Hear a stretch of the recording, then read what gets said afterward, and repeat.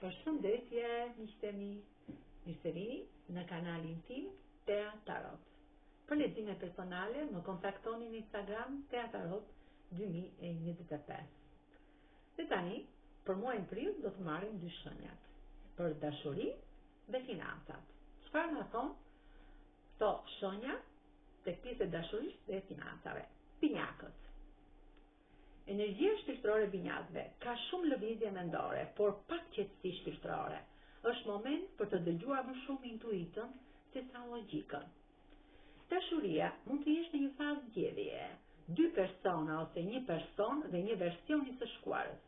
Kjo është karmike, po të kërkohet të zgjedhësh atë që të përputhet me rritjen tënde dhe jo me zakonin.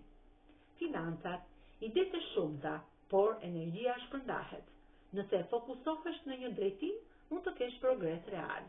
Kujdes nga vendimet e paqarta. Dhe akrepi, transformimi i thellë si një rilindje, po lë pas një version të vjetër të vetes. Dashuria, emocione shumë të forta, mund të ketë xhelozi, pasion, por dhe lidhje shumë të thella shpirtërore. Çdo gjë që ndodh ka qëllim transformimi.